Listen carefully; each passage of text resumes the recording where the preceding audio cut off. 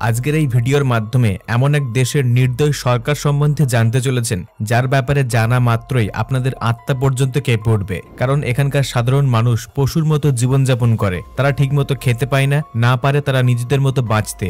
সরকার নিজের সুযোগ সুবিধার জন্য দেশের সাধারণ জনগণদের পার্সোনাল লাইফে হস্তক্ষেপ করে তাদের জীবন দিনের পর দিন বরবাদ করে দিচ্ছে।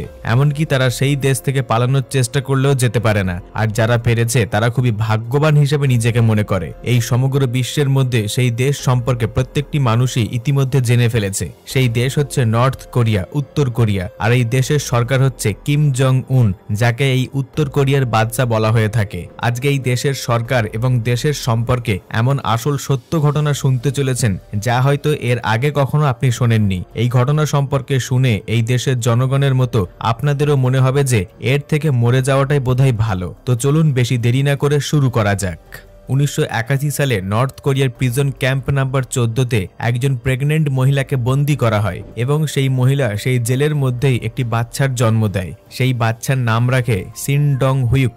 এই ছেলেটি জেলের মধ্যেই বড় হয়। আসলে নর্থ কোরিয়ার সরকার গিল্ট বাই অ্যাসোসিয়েশন কনসেপ্টে বিশ্বাস করে, মানে কোনো ব্যক্তি যদি কোনো ক্রাইম করে তাহলে তার পুরো পরিবারকে জেলে বন্দী করে দেওয়া হবে এবং সেই একটি ব্যক্তির দুষ্কর্মের ফল তার গোটা 3টে জেনারেশনকে ভুগতে হবে। মানে দাদু যদি কোনো ভুল করে থাকে তাহলে তার নাতিও জেলে যাবে। এই কারণেই সিনডং জেলের মধ্যেই বড় হয়। সেই প্রিজন ক্যাম্পে প্রায় 20,000-এর মতো কয়েদি ছিল এবং সেখানকার অন্যতম একটি রুল ছিল যে কেউ যদি সেখান থেকে পালানোর চেষ্টা করে তাহলে তাকে গুলি করে হত্যা করা হবে। এছাড়াও আপনি যদি কোনো ব্যক্তিকে পালানোর পরিকল্পনা করতে শুনে ফেলেন এবং সেই কথাটা কর্তৃপক্ষদের যদি না জানান তাহলে আপনাকেও প্রাণে মেরে ফেলা হবে। সিন ডং এর যখন 13 বছর বয়স তখন একদিন সে তার মা এবং ভাইকে সেই জেল থেকে পালানোর পরিকল্পনা করতে শুনে ফেলে। তার বয়স অনেকটা কম হওয়ার কারণে সে অত কিছু বুঝতো না, যার ফলে সেই কথাটা গিয়ে সেখানকার গার্ডেদেরকে জানিয়ে দেয় এই আশায় যে এইবার সে হয়তো একটু বেশি করে গার্ডেদের থেকে খাবার পাবে।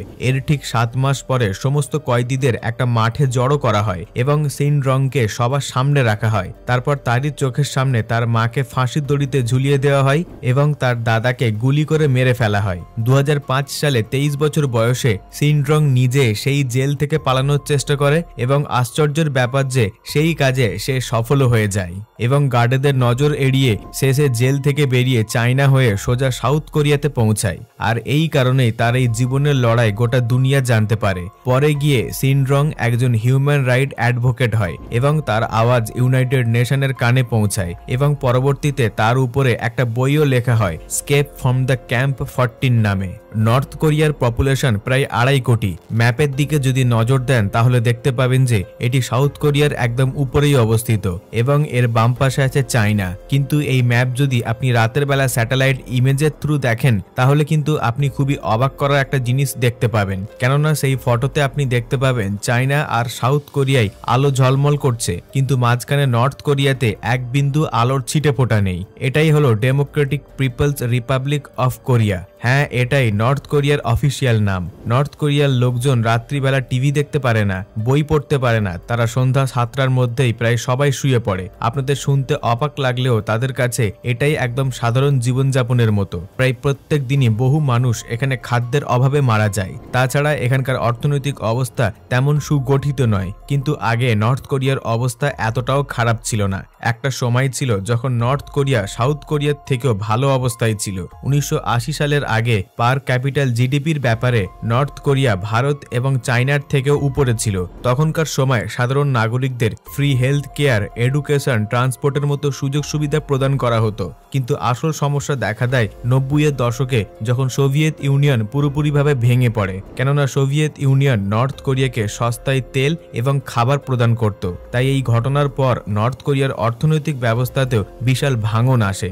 সমস্ত পাওয়ার স্টেশন বন্ধ হয়ে যায় এবং সমস্ত ইলেকট্রিক কানেকশন অফ করে দেওয়া হয় এবং মানুষ খাদ্যাভাবে মারা যেতে শুরু করে। 1995 সালে নর্থ কোরিয়ায় ভারী বন্যা আসে। তাতে নর্থ কোরিয়ার প্রায় পুরোপুরিভাবে ভেঙে পড়ে। বছরের পর বছর নর্থ কোরিয়ার অবস্থা ভীষণ খারাপ হতে থাকে এবং এই অবস্থায় তাদের সরকার তাদের সাহায্য করার বদলে নিজের অক্ষমতা লুকানোর দিকে বেশি ধ্যান দেয়। তবে বর্তমান সময়ে নর্থ কোরিয়ার অবস্থা খুবই খারাপ। এখানকার সরকার পুরোপুরিভাবে চেষ্টা করে প্রত্যেকটি সাধারণ নাগরিকদের পার্সোনাল লাইফ নিজেদের নিয়ন্ত্রণে রাখার। কোন ব্যক্তি কোথায় থাকবে, কি পড়বে, কি কাজ করবে এবং কোন স্কুলে পড়াশোনা করবে, এই সব কিছু সরকার ঠিক করে দেয়। এছাড়াও সেখানকার লোকজন টিভিতে কি দেখবে, ইন্টারনেটে তারা কি কি দেখতে পারবে এবং কারা কারা ইন্টারনেটের অ্যাক্সেস পাবে, কোথায় কোথায় তারা ট্রাভেল করতে পারবে, কেমন হেয়ারস্টাইল রাখতে পারবে, এই সব কিছু সরকার দ্বারা নিয়ন্ত্রণ করা হয়। এই দেশের স্কুল এডুকেশন পুরোপুরি ফ্রি এবং এখানে হাই স্কুল করা একদম বাধ্যতামূলক।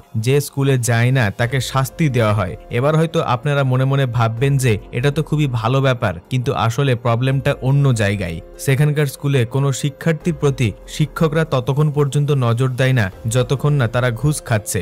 ইন্টারনেটে আপনি নর্থ কোরিয়া স্কুলের যেসব ভিডিও দেখতে পান সেগুলি তাদের আসল রূপ নয়। তারা তাদের স্কুলের আসল রূপ কোনো সোশ্যাল মিডিয়াতে আনতেই দেয় না। স্কুল পার করার পর কলেজে অ্যাডমিশন নিতে গেলে কোনো শিক্ষার্থীর আগে ফ্যামিলি ব্যাকগ্রাউন্ড দেখা হয় এবং তারপর ঘুষ নিয়ে তবেই তাকে অ্যাডমিশন দেওয়া হয়। কলেজ পার করার পর প্রত্যেক পড়ুয়াকে মিলিটারি জয়েন করতেই হয় বাধ্যতামূলকভাবে এবং সেটা 10 বছর অবধি চলতে পারে। নর্থ কোরিয়াতে কে কি রকম চুলের কাটিং রাখবে সে বিষয়ে সরকার 10 থেকে 15 রকমের চুলের স্টাইল জারি করেছে।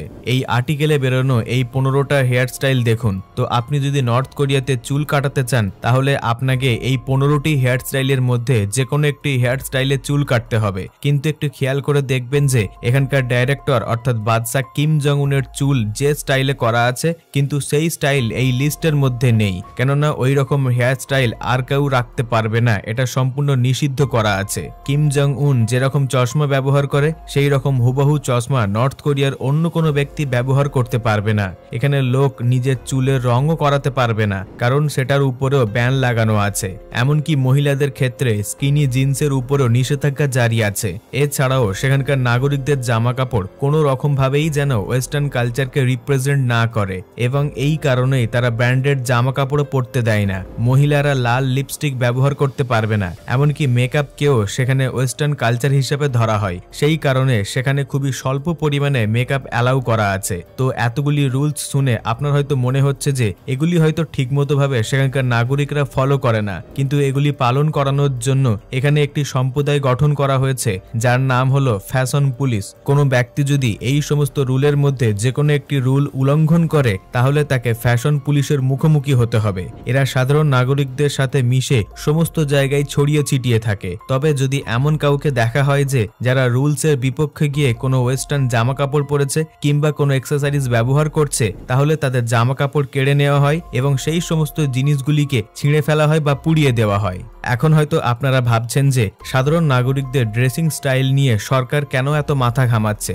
এর কারণ হলো নর্থ কোরিয়ার সরকার ড্রেসিং ফ্যাশনকে একটা কালচার হিসেবে ধরে। তারা এটা মনে করে যে যদি কোনোভাবে ওয়েস্টার্ন কালচারের ছোঁয়া সেই দেশের মধ্যে পড়ে যায় বা সেখানকার নাগরিকরা তার প্রতি আকৃষ্ট হয়ে পড়ে তাহলে ব্যাপারটা পরবর্তীকালে ভয়ঙ্কর রূপ নিতে পারে। তাদের নাগরিক যদি বিদেশি জিনিসপত্রগুলিকে বেশি করে পছন্দ করতে শুরু করে তাহলে তারা নিজের দেশকেই অপছন্দ করতে শুরু করে দেবে। শুধুমাত্র জামা কাপড়ই নয়, বিদেশি শো এবং মুভি দেখাতেও নিষেধাজ্ঞা বা ব্যান লাগানো রয়েছে এবং কেউ যদি সেগুলি দেখতে গিয়ে ধরা পড়ে তাহলে তাকে কঠোর শাস্তিও পেতে হয়। এই খবরটা একবার দেখুন। একটি সাউথ কোরিয়ার ড্রামা দেখার জন্য 2জন টিনেজার্স ছেলেকে 12 বছরের জন্য কঠোর পরিশ্রমের শাস্তি দেওয়া হয়। 2022-এর একটি খবর বের হয় যে সাউথ কোরিয়ায় মুভি দেখার জন্য একটি ছেলেকে সবার সামনে গুলি করে মেরে দেওয়া হয়। আপনি হয়তো শুনলে অবাক হবেন, কিন্তু এখানে ফিল্ম ক্যাসেটের স্মাগলিং করা হয়। এখানকার লোকাল মার্কেটে সাউথ কোরিয়ার মুভি, ড্রামা এইসব কিছু সিডি ব্ল্যাকে বিক্রি করা হয় এবং বহু সাধারণ নাগরিক নিজেদের এন্টারটেনমেন্টের জন্য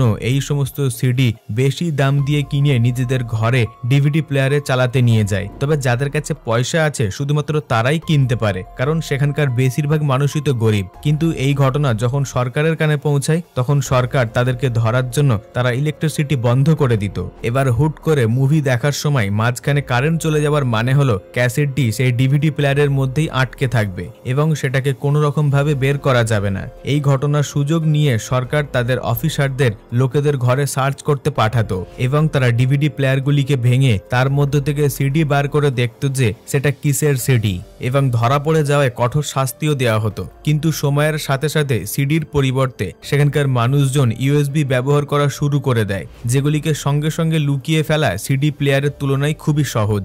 নর্থ কোরিয়ায় ইন্টারনেটের ব্যাপারে যদি বলি, তাহলে সেখানে খুবই সীমিত পরিমাণে ইন্টারনেট থাকে এবং সেই সীমিত পরিমাণ ইন্টারনেট চালানোর জন্য সরকারের পারমিশন নিতে হয়। পারমিশন নেওয়ার পরে একজন লাইব্রেরিয়ান দুটি ব্যক্তির মাঝখানে বসে থাকে এবং সারাক্ষণ নজর রাখে যে তারা কি সার্চ করছে। প্রতি 5 মিনিটে কম্পিউটারের স্ক্রিন অটোমেটিক দাঁড়িয়ে যায় এবং কম্পিউটার পুনরায় চালু করতে হয় ইন্টারনেট ব্যবহার করার জন্য এবং সেই লাইব্রেরিয়ানকে নিজের ফিঙ্গারপ্রিন্ট দিতে হয়। একজন ব্যক্তি কেবল 1 ঘন্টার জন্য ইন্টারনেট ব্যবহার করতে পারে এবং তার বেশি যদি ব্যবহার করতে হয় তাহলে তাকে পুনরায় সরকারের থেকে অনুমতি নিতে হবে। সাধারণ মানুষের জন্য নর্থ কোরিয়া নিজেদের একটা ইন্টারনাল ইন্টারনেট বানিয়ে রেখেছে, যাকে তারা নাম দিয়েছে ইন্টারনেট। সেখানকার কিছু উচ্চ বংশের লোকজন নিজেদের ফোন এবং কম্পিউটারে এই ইন্টারনেট ব্যবহার করে, যার ফলে তারা কি সার্চ করছে যার বিস্তারিত রিপোর্ট সরকারের নিয়ন্ত্রণে থাকে। তারা যেসব ওয়েবসাইট সার্চ করে সেগুলি সরকারের দ্বারাই বানানো কিছু সীমিত ওয়েবসাইট, কিন্তু আসল কথা হলো এই ইন্টারনেটটি এতটাই ব্যয় সাপেক্ষ যে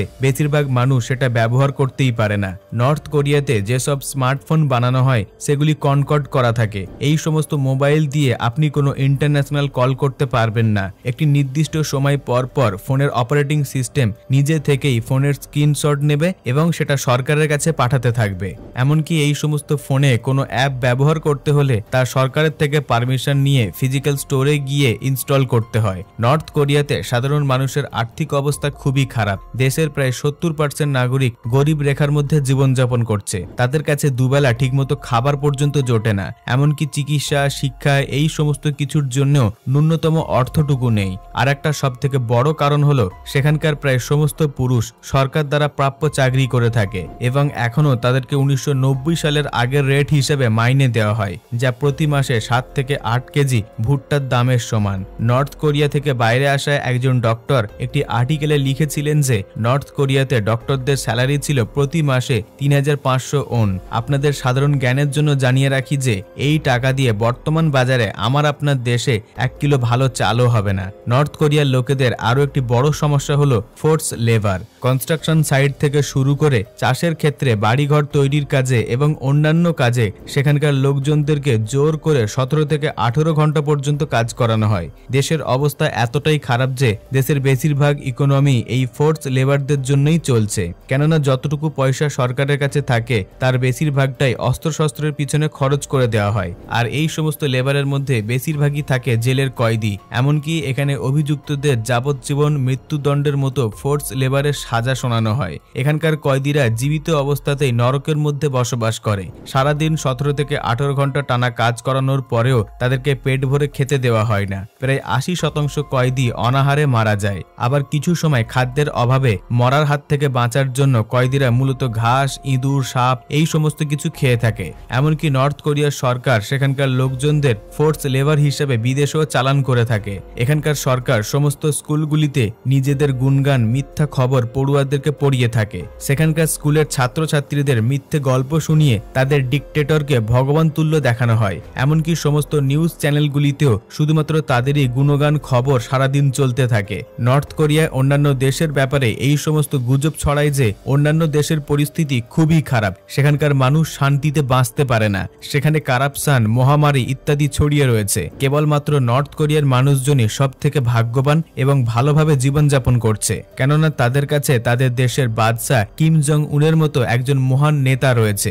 এই সমস্ত মিথ্যে খবর রটিয়ে সাধারণ মানুষের ব্রেন ওয়াশ করে তাদেরকে নিয়ন্ত্রণ করে রাখার চেষ্টা চলছে। কিন্তু বর্তমানে নর্থ কোরিয়া ব্ল্যাক মার্কেটের কারণে সেখানকার সাধারণ মানুষজন বাইরের জগৎকে আগের তুলনায় অনেক বেশি পরিমাণে জানতে পেরেছে এবং এই ব্ল্যাক মার্কেট সেখানে এতটা পরিমাণে ছড়িয়ে পড়েছে যে তাদের উপর সরকারের কোনো নিয়ন্ত্রণ নেই। ফলে সরকার যে সমস্ত মিথ্যে খবর বাইরের দেশের সম্পর্কে সেখানে ছড়িয়ে রেখেছিল সেই মিথ্যে পর্দা ধীরে ধীরে সরে যাচ্ছে এবং সেখানকার লোকজন ক্রমেই আসল সত্যিটা জানতে পেরেছে এবং সেখানকার মানুষজন যত বাইরের জগৎকে জানছে ততই তাদের নর্থ কোরিয়া সরকারের প্রতি শ্রদ্ধা ভেঙে টুকরো টুকরো হয়ে যাচ্ছে। বন্ধুরা, এই ছিল নর্থ কোরিয়া সম্পর্কে কিছু অজানা তথ্য। নর্থ কোরিয়া সম্পর্কে যদি আপনি আরো কিছু জানতে চান নিচে কমেন্টে জানাবেন এবং আজকের এপিসোডটি যদি আপনার ভালো লেগে থাকে ভিডিওটিকে একটি লাইক দিয়ে সকলের সঙ্গে শেয়ার করে দেবেন। আপনাদের মধ্যে যদি কেউ নতুন দর্শক হয়ে থাকেন তাহলে সাবস্ক্রাইব করে আমাদের পাশে থাকবেন। সর্বশেষে থ্যাঙ্কস ফর ওয়াচিং।